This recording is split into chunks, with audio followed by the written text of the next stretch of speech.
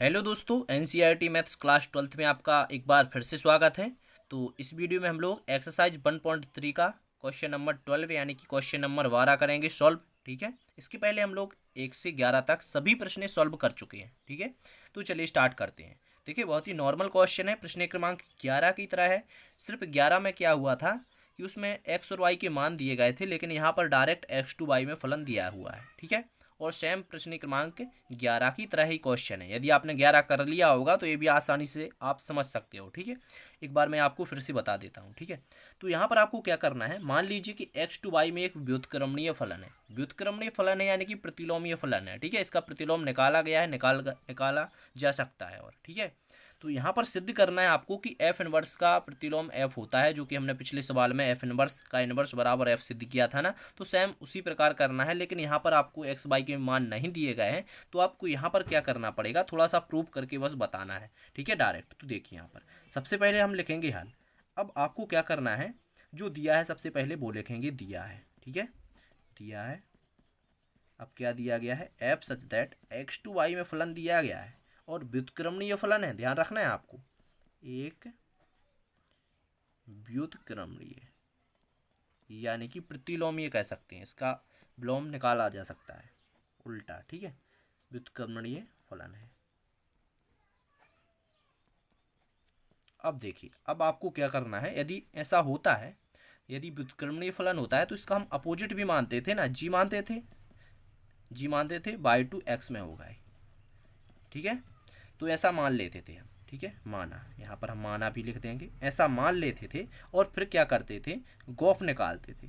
Gauff निकालते थे जो कि आई एक्स के बराबर आता था, और यहाँ पर भी आएगा क्योंकि व्युत्क्रमणीय फलन है, तो गॉफ है जो वो आई एक्स के बराबर आएगा, तथा जो फॉग होगा वो आई बाई के बराबर आता है। फॉग आई बाई के बराबर आता है, तब हम बोल देते हैं कि एफ इनवर्स का प्रतिलोम जी होगा। ठीक है, एफ इनवर्स का प्रतिलोम क्या होगा, जी होगा। अब देखें आगे, अब आपको क्या करना है, यदि मान के चलते हैं इन दोनों को समीकरण 1 यदि हम मान लेते हैं, ठीक है, और इसको यदि हम समीकरण 2 मानते हैं, तो आपको समझना है थोड़ा। ठीक है, तो फिर यहाँ पर क्या होगा, समीकरण 1 2 से आप देखो तो यहाँ पर हम जो जी लिखा हुआ है ना, जी की जगह पर हम एफ इनवर्स लिख देंगे। ठीक है, ये शॉर्टकट है सवाल का।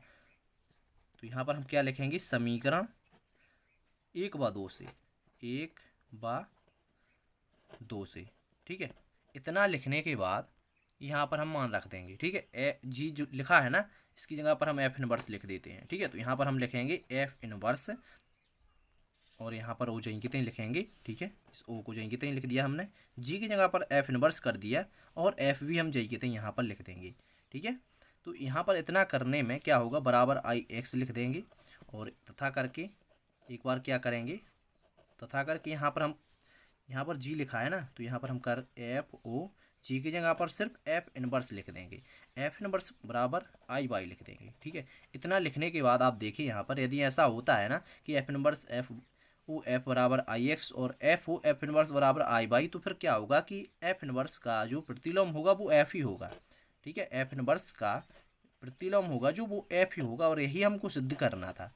ठीक है, तो इस प्रकार आप लिख सकते हो, इस प्रकार आप जल्दी से ऐसा कर लीजिए, तो ऐसा एक क्वेश्चन सॉल्व होता है। ठीक है, समीकरण 1 2 से हमने लिखा कि जी की जगह पर हमने क्या कर दिया, एफ लिख दिया, एफ इनवर्स लिख दिया। ठीक है, और एफ इनवर्स ओ एफ बराबर आई एक्स आया, और एफ ओ एफ इनवर्स बराबर आई बाई आया, तो फिर एफ इनवर्स का प्रतिलोम एफ होगा।